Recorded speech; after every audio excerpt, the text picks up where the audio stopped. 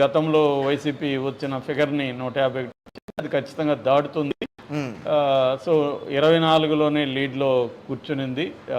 ఇప్పుడు already 175కి 175 leads వచ్చేసాయి మనకి. క్లియర్గా కూటమి 151 వచ్చేసింది. 24 మాత్రం ఉన్నాయి.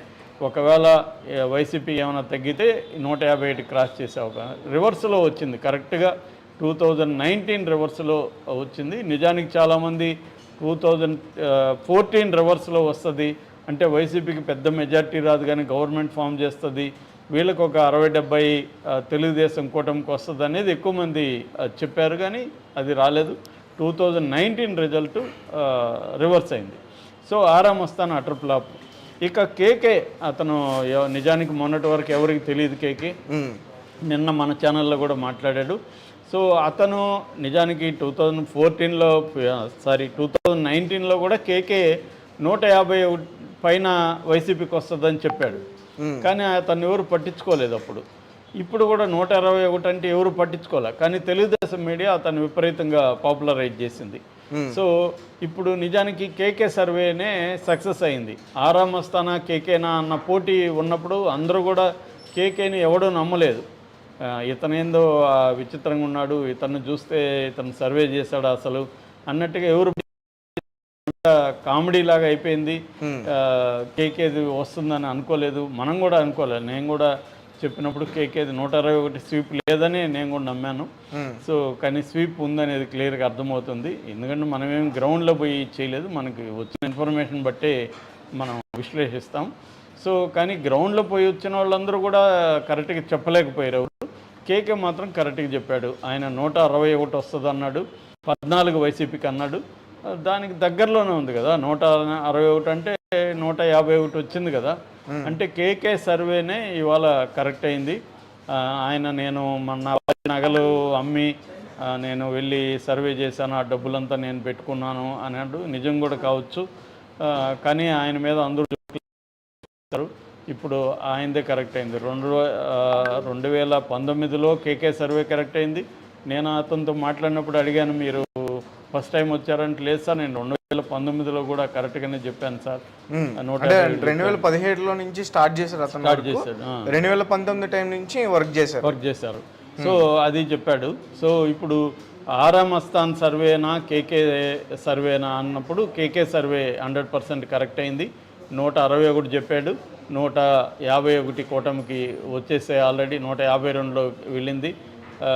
వైసీపీకి 23లోకి వెళ్ళింది. సో కాంగ్రెస్ ఎవరు లేరు కాబట్టి ఇప్పుడు రివర్స్ అంటే గతంలో వైసీపీకి వచ్చిన దానికంటే ఒకటి ఎక్కువే ఉంది ఇప్పుడు వరకైతే.